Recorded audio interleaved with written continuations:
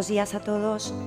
Es para Sanfi un placer el poder patrocinar esta jornada de GREF este año, que además se realiza de manera presencial después de estos últimos años que hemos vivido. La verdad que decía que era un placer porque para Sanfi la formación al sector financiero y asegurador forma parte de su ADN. Lo hacemos con ilusión, con conocimiento, con motivación. Por eso el compartir esta jornada con todos vosotros hoy pues es un auténtico placer. Por otro lado, agradecer también al Santander por habernos acogido en su casa. La verdad que nos sentimos prácticamente como en la nuestra, sin serlo, pero prácticamente como en la nuestra. Entonces, muchísimas gracias al Santander por acogernos y gracias a todos los participantes por el interés mostrado en la jornada, en las mesas redondas que se han organizado y en esta sesión maravillosa que nos ha impartido Raquel al principio, ¿no? Totalmente inspiradora y que nos marca un poco el hilo conductor que vamos a seguir también en la mesa. Yo simplemente, antes de empezar con la mesa, me gustaría compartir con vosotros, porque lo comentaba Paco Segreyes al principio, el tema dentro de Sanfi tenemos un máster en banca y mercados financieros y justamente ayer salió dentro del ranking El Mundo entre los 5 mejores del país. Entonces, pues para mí la verdad que es un orgullo el poderlo compartir hoy aquí con todos vosotros porque es algo que nos hace sentir muy orgullosos y quería compartirlo, ¿vale? Antes de empezar la mesa. Dentro de la mesa la tenemos dedicada a experiencias de Learnability. La verdad que el Learnability sería esa capacidad de aprender y la motivación para hacerlo. Es verdad que en el contexto actual cada vez esto se hace mucho más complicado, en un contexto en el que la digitalización se ha impuesto, de hecho se ha impuesto de una manera creciente a raíz del COVID, han cambiado los entornos de trabajo, las relaciones cliente, empresa, trabajadores, han cambiado las herramientas, las metodologías. Entonces, en todo ese contexto más novedoso, el cómo podemos seguir motivando, aprendiendo, con ese aprendizaje, ¿no?, continuo a lo largo de toda la vida y cómo pasar, como comentaba Raquel también, ¿no?, del storytelling al story doing, del qué sé al realmente qué sé hacer, ¿no? Entonces, el cómo podemos hacer esa transformación. Entonces, en ese sentido, hemos planteado la mesa redonda, como nos comentaba al principio Paco Segreyes, contamos con la presencia de Banco Santander en la mesa a través de Laura Hernando, de Cofidis con Carles Arenado y de Mafre con Sergio Sánchez. La idea, yo les voy a plantear una primera pregunta general para que nos comenten dentro de sus entidades en ese paso del storytelling al story doing, en ese aprendizaje continuo, en esa necesidad, ¿no?, que tenemos, esa motivación, las experiencias de Learnability que pueden estar teniendo cada uno en su entidad a través de alguna experiencia concreta. Luego ya nos centraremos en 4 ámbitos: tema de engagement, cómo lo conseguimos centrar, tema de herramientas que se pueden estar utilizando, temas de contenidos en la formación y luego cómo se valora, ¿no?, esa experiencia del propio empleado. Entonces, si os parece, comenzamos con esa pregunta general, ¿no?, de esa experiencia que podemos tener en este ámbito y empezamos, si os parece, primero Laura, después Carles y luego Sergio, ¿vale? Así marcamos un orden. Entonces, como queráis. Mira, pues nosotros ahora mismo lo que estamos implantando es el proyecto del Skill Model, ¿vale? Con el Skill Model cada empleado puede saber cuáles son las skills, las competencias que tiene que tener en el ejercicio de su puesto, pero además es que puede conocer las skills y competencias de cualquier puesto de la organización, ¿vale? De esta manera, cómo funciona el proceso es el empleado se autoevalúa, identificando en 1, 2, 3 o 4 en función del grado de adopción de esa competencia, lo que él considera. Y puede ver cuál es el gap que existe entre lo que la organización o la entidad entiende que tiene que tener para el ejercicio de su puesto y lo que él mismo tiene en ese momento. De esa manera, ahí está descubriendo ese recorrido en el que el mundo del aprendizaje es muy importante. Mira, hace 2 o 3 semanas, no era más, iniciamos un proceso de escucha súper potente porque hicimos más de 90 entrevistas individuales con empleados del banco, tanto de la red como de servicios centrales. Y ahí nos llamó la atención porque un número muy elevado de empleados nos decía que, bien porque igual entendía que ya está donde quería llegar o porque no tiene inquietud, ¿no?, por seguir cambiando de posición, pues parece que no necesitaba aprender más, ¿no? Y generaba un poco de tristeza. Y bueno, creemos que el Skill Model precisamente te va a poner de manera muy patente que aunque tú lleves muchos años en la misma posición, lo que hacías hace años ya no te vale ahora y no te va a valer dentro de los próximos, ¿no? Con lo cual ese Skill Model nos va a ayudar a entender esa necesidad de seguir formándonos continuamente. Y bueno, como decía Raquel, ¿no? Del Banco Santander, ya no sé si es por todas las fusiones que hemos tenido y procesos de eficiencia donde ya esas carreras lineales, ¿no? Donde uno empezaba de operativo de oficina y acababa siendo director de zona o operativos o analista en un departamento para llegar a ser director de área, eso ya no se da. No, ahora cada vez son más los cambios horizontales que hay y entonces las posibilidades de cambio de área son muy altas. Tenemos muchos años por delante, como decía Raquel, y el Skill Model te permite eso, ¿no? Escribir tu propio plan de desarrollo, saber dónde quieres llegar, conocer esas competencias que tienes que adquirir por el camino, formarte e ir a por ello. Muchas gracias. Muy bien, pues bueno, un placer, encantado, muy buenos días a todos y a todas. Por nuestra parte, para huir un poquito de todo lo que es las ideas del Rapid Learning, los LXP, que pueden estar un poquito más de moda, en nuestro caso en Cofidis hay una iniciativa que nos está funcionando muy bien, que se trata de los grupos de codesarrollo, ¿de acuerdo? ¿En qué consiste? Es una metodología muy estructurada, no simplemente poner unas cuantas personas juntas y vamos a hablar, sino que tiene una metodología muy estructurada, tiene 6 etapas, tiene unos roles y unas reglas de juego muy establecidas, para poder crear un entorno seguro y de confianza, y básicamente lo que hace es poner en correlación a peers, a personas con una misma estructura jerárquica, ¿no?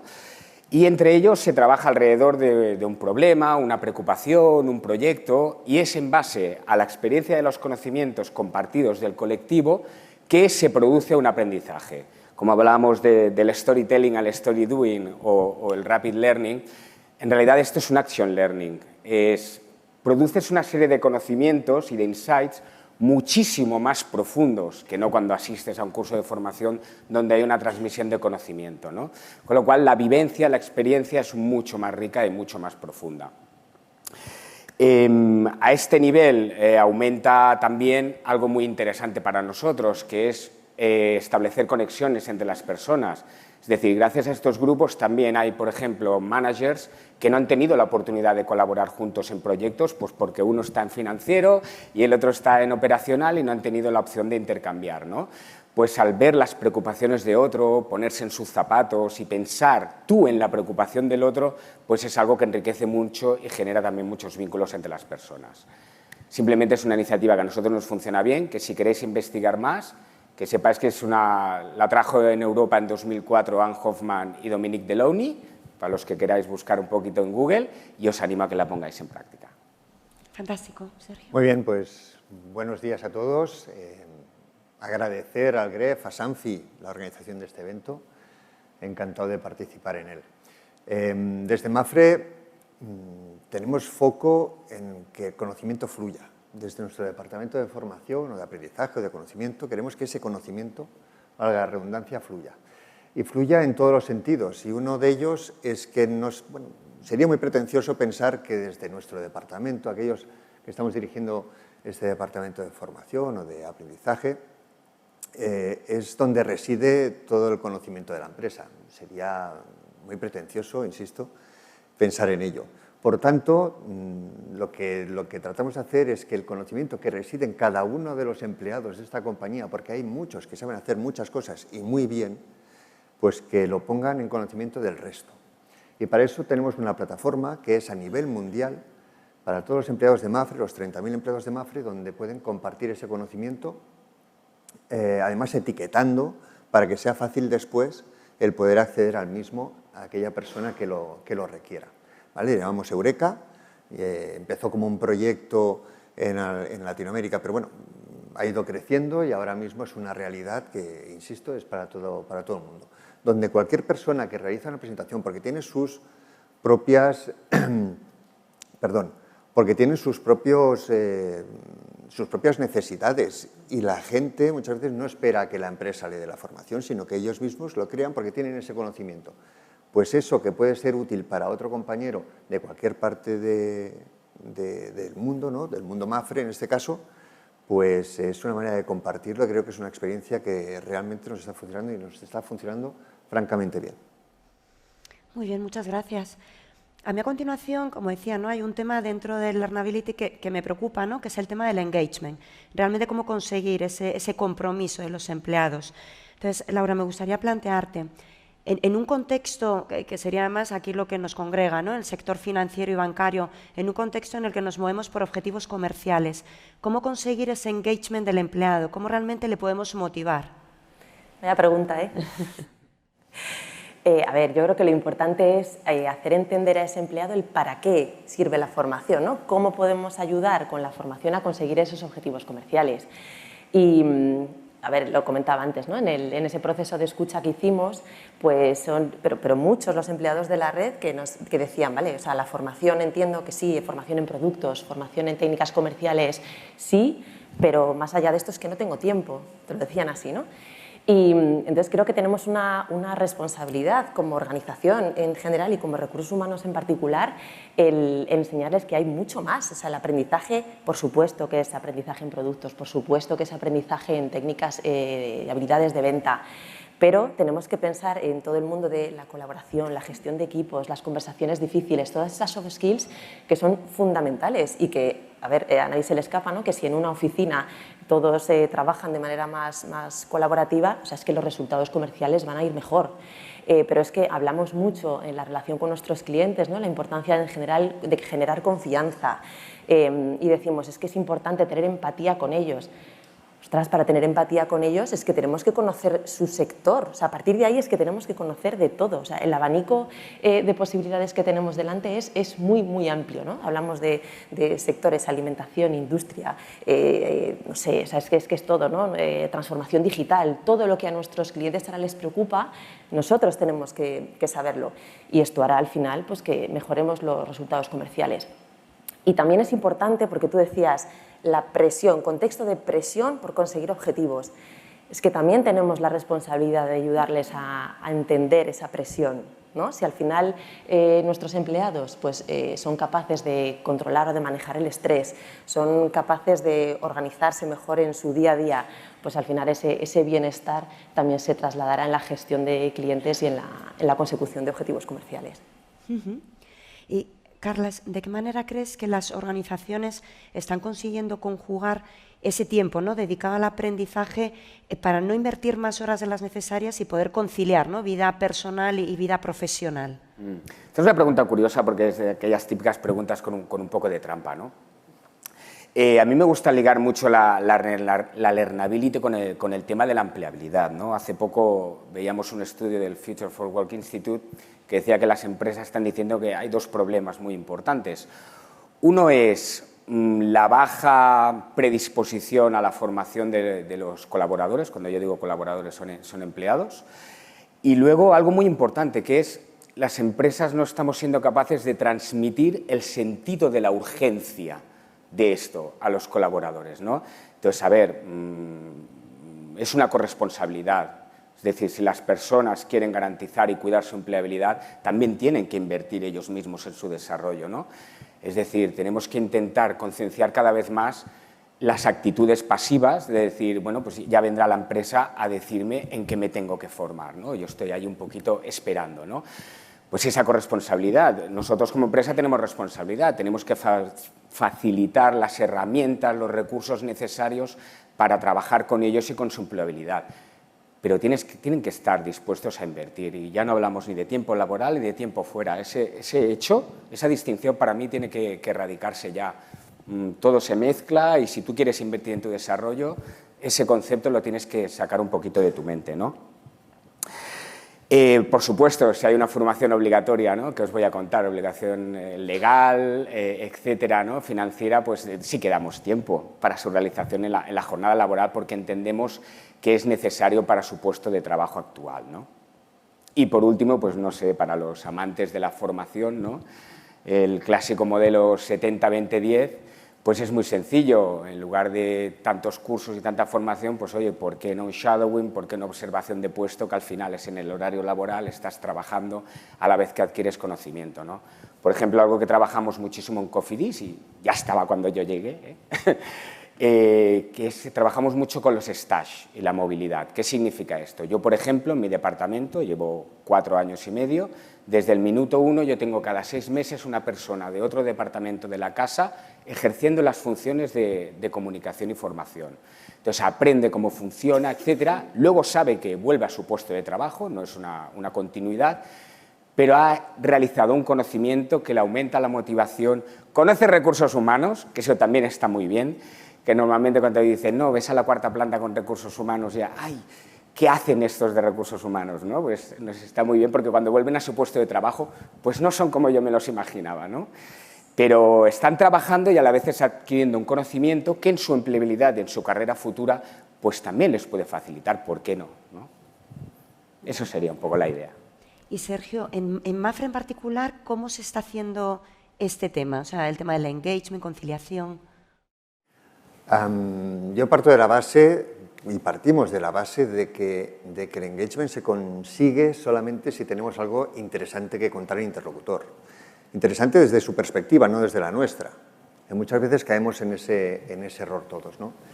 Nos basamos más en lo que nosotros creemos importante y queremos que aprenda, formando en este caso, pero nos olvidamos a lo mejor de la verdadera necesidad o lo que él entiende que es necesario y urgente para él y que le ayude en su empleabilidad, como bien comentábamos antes. Entonces, desde ese punto de vista tenemos que lograr que esos contenidos alineen la necesidad propia de la compañía, que la tenemos y es lógica, y tenemos que transmitirla, con también conjugarla con su necesidad y hacerla que confluyan, ¿no?, en un programa formativo que sea de interés para ellos. Solamente de esta manera creo que conseguimos ese engagement a través de la formación.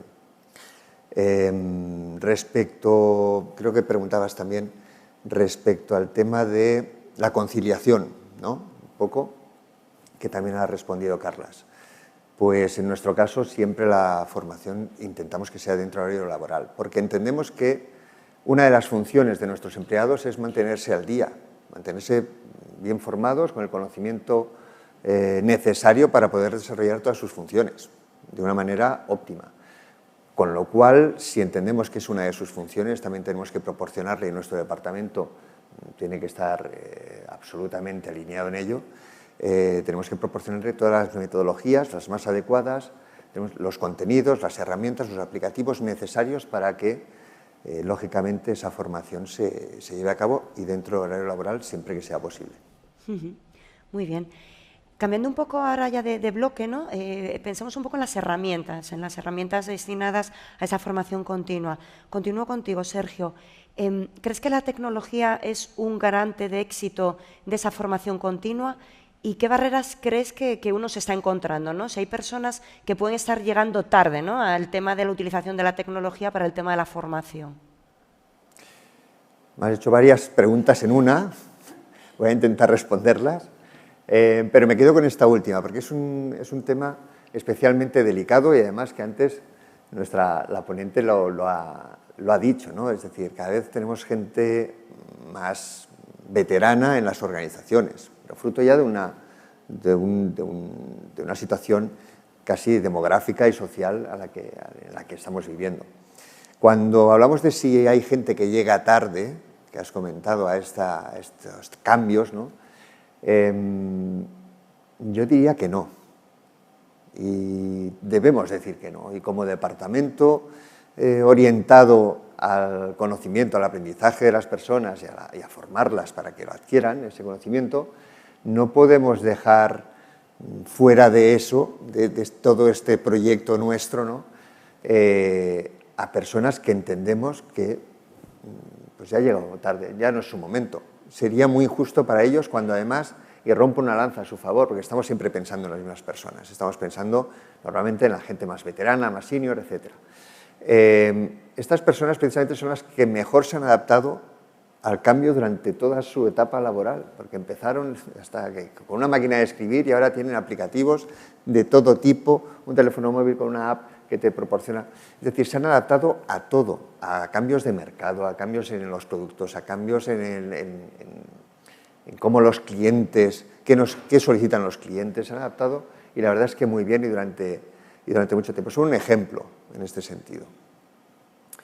Esto quería puntualizarlo porque no sé, porque la verdad es que creo que es un tema bastante complejo. Lo que sí que tenemos que hacer también como responsables de este departamento, llamémosle formación, aprendizaje, conocimiento, cada organización le llama de una manera, es dotarles y acompañarles en todo este proceso.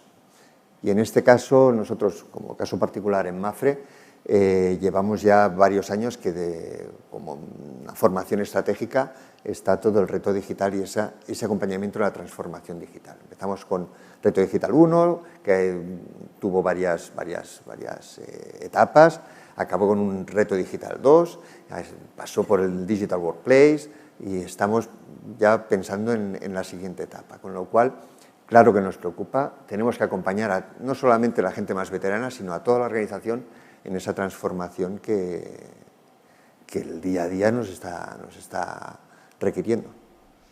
Muy bien, muchas gracias. Y vinculando un poco este tema con el anterior, ¿no? Con el engagement, Laura, ¿crees que puede haber herramientas de formación valientes que consigan ese engagement con el empleado y que realmente le motive, ¿no? que realmente le motive y que sea una buena experiencia para el usuario?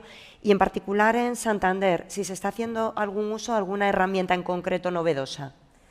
A ver, nosotros desde el año pasado implantamos Dojo, ¿vale? Y podemos decir que es herramienta valiente, aunque sea solo por el proceso, el pedazo de proyecto que se montó, ¿no? Para conseguir que todos los países del grupo pues, tuvieran ese mismo ecosistema de aprendizaje. Y bueno, al final Dojo conecta con plataformas de contenidos tan conocidas, ¿no? Como LinkedIn Learning, como Really, como bueno, pues, distintos LMS de los distintos países del grupo. Y lo que ponía a disposición de toda la organización son miles de recursos formativos, ¿no? Claro, hablábamos de corresponsabilidad y es verdad del empleado y de la propia organización para el aprendizaje. Pero es verdad que antes de Dojo teníamos muy difícil el fomentar ese autoaprendizaje, porque estábamos dejando en manos del empleado un poco el que, más allá de todo lo que nosotros lanzábamos, ¿no? Pero para ese aprendizaje continuo, pues también dejábamos en su mano el busca e incluso, oye, pues te lo tienes que pagar tú, esas licencias o esos accesos a esas plataformas de contenidos que estoy diciendo. Entonces ahora, bueno, pues desde el banco podemos decir que ya tenemos esa herramienta a disposición, puedes buscar todos los contenidos que quieras, de un buscador súper potente, y luego además la inteligencia artificial que tiene por detrás pues te permite también, ¿no? Según las preferencias que tú tengas identificadas, pues el propio Dojo de manera proactiva te da esos recursos. Con lo cual, pues sí creemos que hemos dado un salto y podemos ayudar siguiendo trabajando con esa responsabilidad del empleado, pero nosotros como banco ofreciendo lo que entendemos que tenemos que ofrecer y ponerlo fácil. Muy bien, muchas gracias. Carla, entonces, en este contexto, ¿no? Novedoso, de nuevas herramientas, realmente, o sea, ¿qué competencias deberían de tener los equipos de formación y desarrollo? O sea, ya pensando, claro, en quién lo impulsa. Sí. A ver, no voy a descubrir nada nuevo si hablo de la tecnificación que estamos sufriendo, ¿no? Sufriendo en el buen sentido de la palabra, ¿no? Ya hace, ¿cuántos años hace que vamos a conferencias y oímos hablar de la gamificación, de las cápsulas formativas, del Netflix de contenidos, etcétera? Hace muchos años. Pero realmente ahora es cuando ha eclosionado, ¿no? A merced de la pandemia que hemos vivido, pues esto se ha convertido en una realidad. Incluso lo estamos viendo en los proveedores con los que trabajamos actualmente, ¿no? Que ellos mismos también han tenido que reciclarse un poco y empezar a ofrecer otro tipo de soluciones, ¿no? No sé, que levante la mano quien no está cansado ya de webinars de formación, ¿no? Es un poco exagerado actualmente. Pero es así, es una realidad. Entonces, al final, los departamentos de formación, de aprendizaje, como quiera que le llamemos, pues tenemos que reciclarnos también, ¿no? Y yo siempre les digo a mis compañeros, decir, oye, pues si vuelve a haber un metaplan en una sesión, me da un infarto, ¿no? Entonces, yo creo que los post-its y los gumets están bien para ciertas cosas, pero tenemos que empezar a vivir la nueva realidad, ¿no? Entonces, tenemos que trabajar con otras herramientas y cada vez más tenemos muchas herramientas de mercado que nos permiten hacer absolutamente cosas maravillosas. Nosotros en Cofidis hemos hecho un proyecto de vivir los valores a través de realidad virtual, con unas gafas de realidad virtual, ¿no? Bueno, es ir probando este tipo de tecnologías que además tienen un encaje mucho más bestia en cierto perfil de empleado, ¿no? Y bueno, para terminar, sí que es verdad que hay que cumplir con unos básicos, ya por respeto a la profesión. El primero es la pasión por trabajar con las personas, eso es básico. El segundo sería, por favor, un poquito de metodología de diseño instruccional, porque yo creo que tenemos que darnos valor a nosotros mismos, en lo que es nuestro expertise y en lo que valemos y en lo que sabemos hacer. Y también, pues, como último, pues, incorporar siempre todo lo que sea la visión de negocio y de cliente, que siempre es aquello típico, ¿no? Bueno, en formación, nosotros aquí estamos con el cliente, vosotros estáis con otras cosas, pues cada vez intentar acabar mucho más con esa distinción, ¿no? Son las 3 cosas que le pediría a un equipo de aprendizaje. Muy bien, muchas gracias. Cambiando ahora un poco también de contenido, pero en línea con lo anterior. Nos centramos en los contenidos, en la formación, ¿vale? Y digo que tiene que ver porque también lo habéis puesto de manifiesto.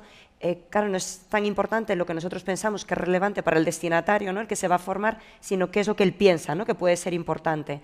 Entonces, aquí, Sergio, me gustaría plantearte, en un contexto en el que tenemos un montón, ¿no?, que también ha salido un montón de formación normativa. Tenemos formación continua de MiFID con 30 horas, formación en seguros, 20 y tantas, formación en ley de crédito inmobiliario, no sé cuántas. Entonces, en todo ese contexto, ¿crees que se está dejando contenidos formativos relevantes fuera? O sea, ¿realmente qué contenidos considerarías importantes que se pueden estar quedando fuera porque hay muchas horas ya invertidas en toda esta formación normativa? Y si van más por la línea de soft skills o hard skills, ¿no?, un poco en esa línea. Bueno, es cierto que normativamente cada vez hay mayor necesidad de formarse en todo aquello que, bueno, pues ha tratado de legislarse para dotar de garantías también al cliente final, de que la persona que realmente, porque casi todo ello, casi todas estas certificaciones que comentabas están muy vinculadas al personal que está atendiendo al público, aquel que está haciendo una labor más comercial. Hablábamos del MiFID, de la IDD, de la RCI, con lo cual esa normativa lo que ayuda es, lógicamente, pues a que tengan los conocimientos mínimos necesarios para poder atender con garantías a un cliente. En ese sentido, nosotros lo que tenemos que hacer es integrarlo dentro de nuestro programa de formación y unificarlo para hacer un programa único por figura en la que también esté, lógicamente, los contenidos que ya no son propiamente hard skills, ¿no?, que son los conocimientos básicos y necesarios técnicos, sino que también confluyan con otras habilidades que deba tener, pues, cada una de esas figuras precisamente. La unificación, bueno, hay que ser hábiles porque lo que sí que es cierto es que muchos de los contenidos que la empresa necesita de esas figuras y que las propias figuras de las que estamos hablando, esas personas necesitan, también tienen cabida dentro de lo que la normativa permite, con lo cual en muchas ocasiones puede conjugar bastante bien esa planificación. Y en cuanto a lo de los hard skills o soft skills, me voy a remitir a lo que dice un filósofo moderno que posiblemente conocerán todo el auditorio, que se llama Mario Vaquerizo. Veo que sí, que lo conocen. Pues dijo una cosa por televisión que me quedé con él porque creo que tenía mucha razón, que es que ser sabio no tiene mucho mérito. El saber mucho no tiene mucho mérito, es cuestión de estudiar, echarle horas. Y tiene toda la razón del mundo, con lo cual los hard skills, ¿no?, estos conocimientos técnicos puros, duros, pues cada vez tienen quizá, no voy a decir que no tienen relevancia, pero ante las circunstancias del mundo que vivimos, en la que el cambio es permanente, constante, inmediato, donde todo evoluciona cada vez más rápido, creo que la adaptabilidad es una de las competencias que ha de tener cualquier persona y quizá la mayor de todas, con lo cual entre hard skills o soft skills, hoy en día me quedaría con las soft skills. Muy bien, gracias.